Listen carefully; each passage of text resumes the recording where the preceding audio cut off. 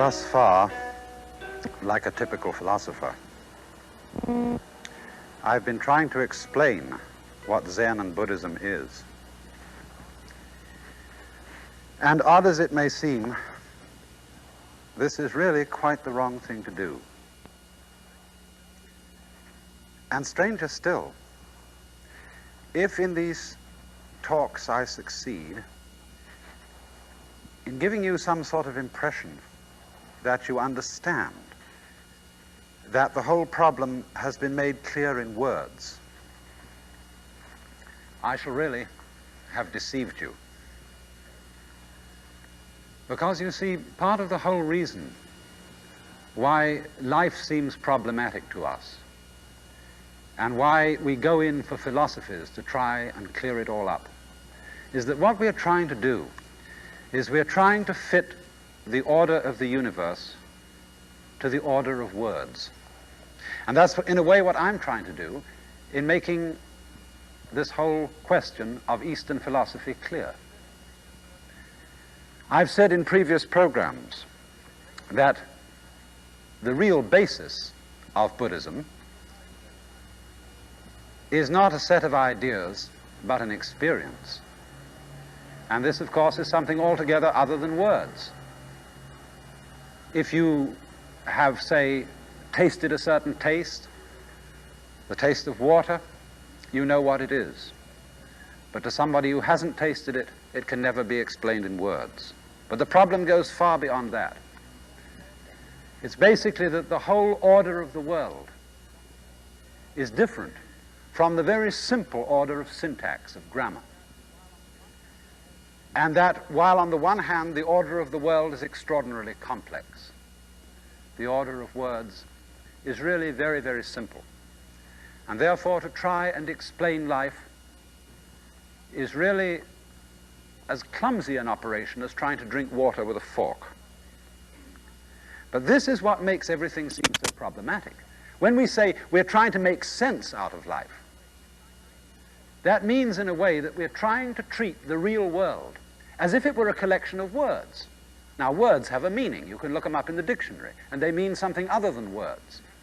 But you can't look up actual people or mountains or actual stars in a dictionary. They're not in a dictionary. They're not words. And therefore, they're not signs. But the real difficulty that we encounter in trying to make sense out of life is that we are trying to fit a very, very complex order, life itself, to a very, very simple order, the order of words, and this involves us in all kinds of tangles and difficulties. Now, in the Chinese language, there are two terms which signify these two different orders, represented in two different characters.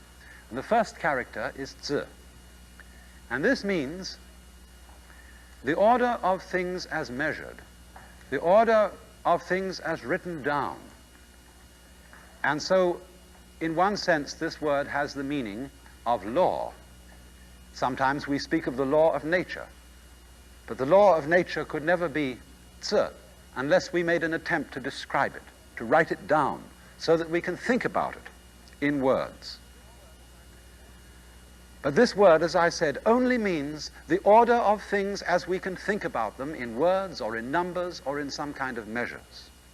Chinese language has another word for the actual order of nature, and this word is li. This is a peculiarly interesting term because its original meaning is the markings in jade, or the grain in wood, or the fiber in muscle. And it has been translated by the great student of Chinese thought, Joseph Needham, as organic pattern. But it refers to the kind of complex order that we see, for example, when we look at the stars and see a gaseous nebula, something extremely indeterminate in its form. Or perhaps again, when we look at markings in rock and see this glorious rippling, which is incredibly difficult to describe, although easy enough to understand with our eyes and our feelings. But to try and put that kind of order into words is always beyond us. And it is for this reason that the attempt to make sense of life will always fail. Now, this order of Lie, of the infinite complexity of organic pattern, is also the order of our own bodies and of our own brains and our nervous systems. We actually live in terms of that order. For as I've often said, we don't figure out in words or in ordered thoughts how we grow our own bodies, how we structure our bones, how we regulate our metabolism. And we don't really even know how we manage to be conscious, how we actually think, and how we actually make decisions. We do these things indeed, but the processes of the order of the physical body which underlie them are completely mysterious to us, and that means we can't describe them, even though we can do them. I can open and close my hand, and a physiologist can tell me exactly how I do it in his physiological terms. But strangely enough, that doesn't really enable the physiologist to open and close his hand any better than I can do it, who don't understand the physiology of the thing at all. And so you see, we are actually relying all the time upon this peculiar, unintelligible, that is unintelligible in words, form of natural order. It's at the basis of everything we do. And even when we try to figure something out and describe it in words, make a decision on the basis of that, we are relying unconsciously upon a kind of order that we don't figure out at all. And that order constitutes what in Chinese would be called our xing. That means our basic nature. And Zen Buddhism is described as the art of seeing into one's own nature. Now you see, as we are ordinarily brought up in the process of education by our parents and by our teachers, we are very carefully drilled not to rely on our spontaneous functioning. We are taught very carefully to figure everything out. That is to say, the first thing we learn in life is the names for everything. And that teaches us to treat all the various things of the world as separate objects. A tree is a tree. And we are taught also to behave consistently, almost as if we were characters in a book. And you know how the critics criticize a character in a novel very often. They say, Mr. So-and-so, the author, doesn't make his characters very consistent, as if they were actually consistent in life.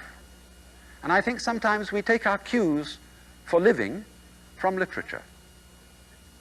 And therefore, since we are brought up to make sense of ourselves, to be able to account for ourselves, that is to say, to be able to rationalize our actions in words, we are always developing a kind of second self inside us, which in Zen is called the observing self. And this is the self that, as it were, comments on us all the time, that asks, well, what will other people say? Am I being consistent? Does what I do make any sense? The sociologist George Herbert Mead called this the interiorized other. That is to say, we kind of have an interior picture of a very general and vague kind, what the reaction to us is of other people. Now that reaction is almost invariably communicated to us through what other people say and think. And therefore this becomes, as it were, interiorized as a second self who is commenting all the time upon what we're doing. Now the difficulty of this is that although it's exceedingly important for all purposes of civilized intercourse and personal relationships to be able to make sense of what we're doing and to make sense of what other people are doing and to be able to talk about it all in words. This nevertheless warps us. I mean, you know how we all admire the spontaneity and freshness of children. And then it's regrettable but necessary that as a child is brought up, it becomes more and more self-conscious, and it loses its freshness, and more the human being seems to be turned into a creature calculated to get in his own way. He gets in his own way because, as I've explained, he's always questioning himself. He's always trying to fit the order of his nature into the order of sense, the order of thought and words. And therefore, he loses his naturalness, he loses his spontaneity. And for this reason, we admire in very, very great people, whether they be sages or whether they be artists, a return in their mature life to a kind of childlikeness and spontaneity and freshness where they don't bother anymore what are people thinking, what are people saying. You know, I was once having a talk with a friend, and we were discussing the kind of conversation where people bring up the question of the latest bestseller. Have you read it? And when I was about 20 years old, 23 and so on, I always thought, oh, I have to say I've read it, even if I've read only a review, because somehow I would be shamed if I hadn't. And he said, you know, I've got to the stage of life where I don't have to bother about that sort of thing at all anymore. If I haven't read it, I haven't read it, so what? I mean, this is the simplest sort of example of the way a person after a while comes to accept his natural self. Now, the process of educating people may be likened in a way to a Procrustean bed. You know that gentleman in Greek mythology called Procrustes? He had a bed for overnight guests. And if they were too long for it, they were chopped down. If they were too short for it, they were stretched. And this always involved some injury to the overnight guest. And in the same way, the process of upbringing involves some warping of our nature. And Zen and Buddhism in general have as their objective the curing of this inevitable disease which we contract as a kind of poisonous byproduct of being civilized. You know, it's like you salt meat to preserve it. But when you want to eat it, you have to soak the salt out of it. And so in the same way, the barrier of awkwardness, of self-consciousness, can be taken away. And so you might say, the objective of Zen is to restore a person to his original naturalness, his original spontaneity.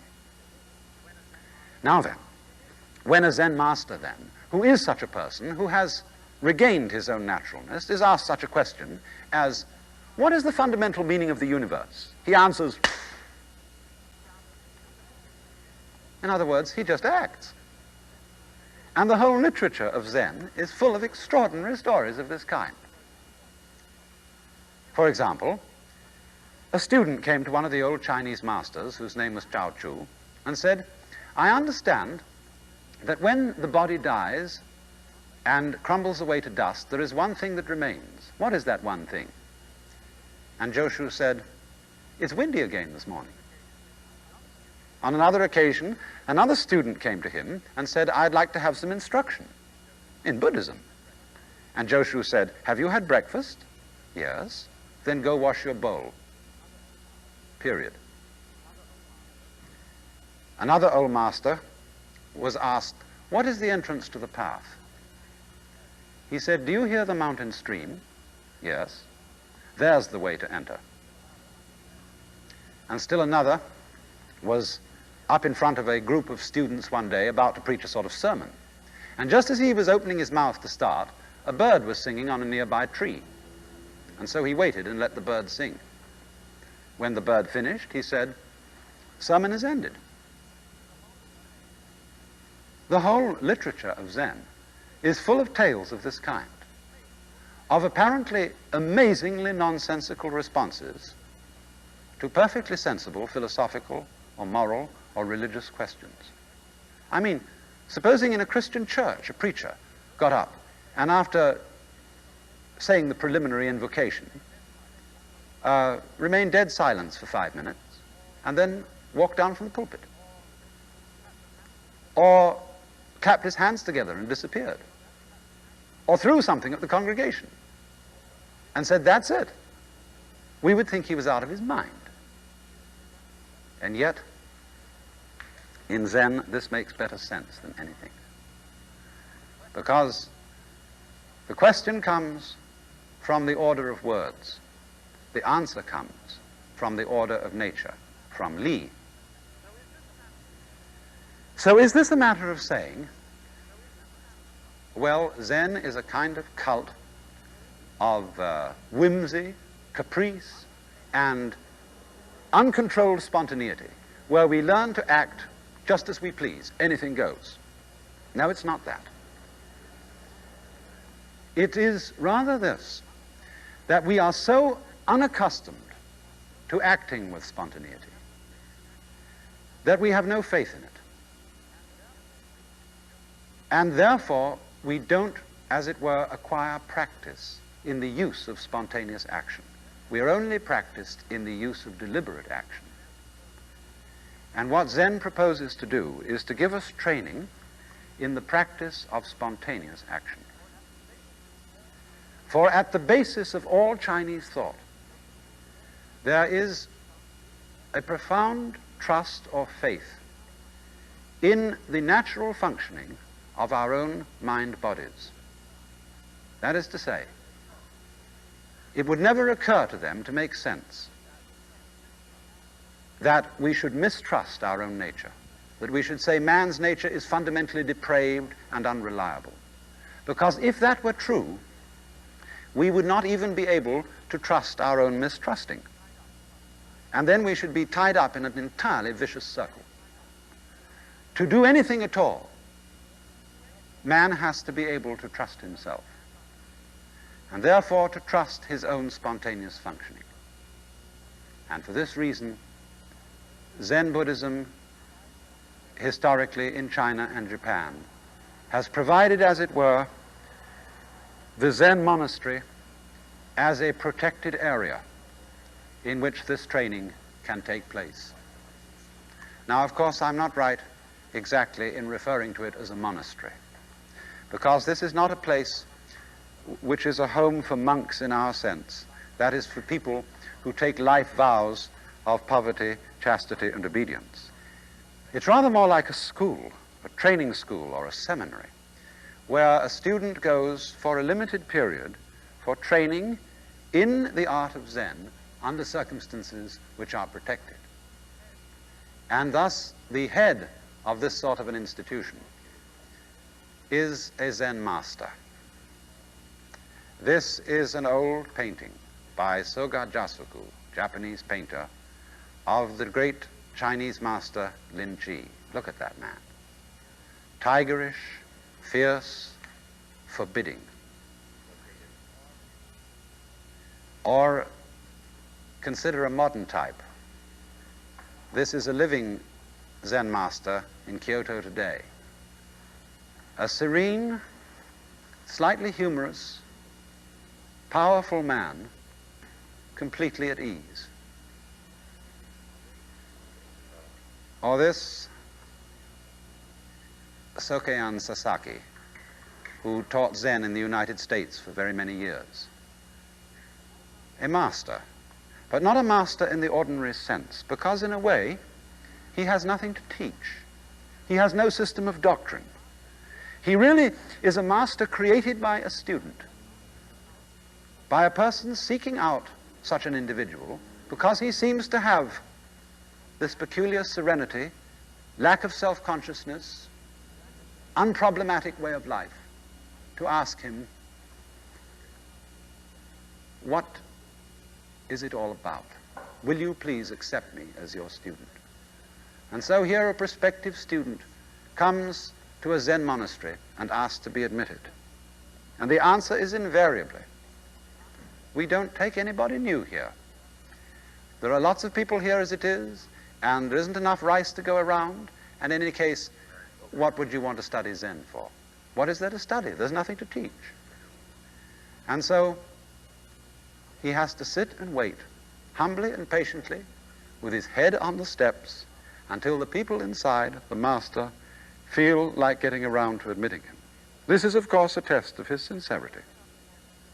And it's putting it up to him. You know the saying, anybody who goes to see a psychiatrist ought to have his head examined. There are several double takes in that. And in the same way, anybody who sticks his neck out and applies to study with a Zen master has applied to be taught what can't be taught. So eventually, they let him in. And here he comes for his first interview with the master. And in this interview, the master doesn't tell him anything, he simply asks him a question. You know, it's not quite a silly question that gets a silly answer, but if you want to know what the problem of life is, if you want to know the solution to it, the master asks him in effect, who is it that wants to know? Who are you? But he may put it in the formal style of what is called koan, K-O-A-N, which means a Zen problem for meditation, such as, what is the sound of one hand? Or,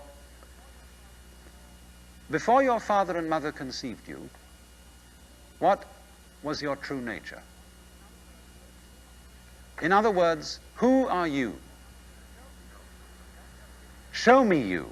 Don't just give me a theory as to who you are, an idea, but demonstrate by an actual act which will show me your genuine, naked self. And so, the applicant goes away and he learns to sit and meditate. It's no good for him to think out intellectually the answer to this problem. Any kind of intellectual answer will be rejected. I remember a friend of mine was studying in Japan, and he got rather desperate. And as the answer to this question, he took a bullfrog into the master and presented him with a bullfrog. And the master's only comment was, too intellectual. Deeper still than that, he has to find out, who am I? In other words, in the presence of this rather tigerish master, who is very much an authority figure for Chinese or Japanese people, he has to perform an absolutely natural act. Now, you know how it is when you try to do something naturally.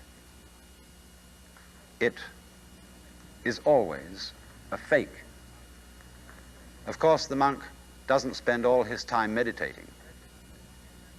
The regimen of the Zen monastery also includes labor, chopping wood, gardening, and all kinds of work to maintain the life of the community.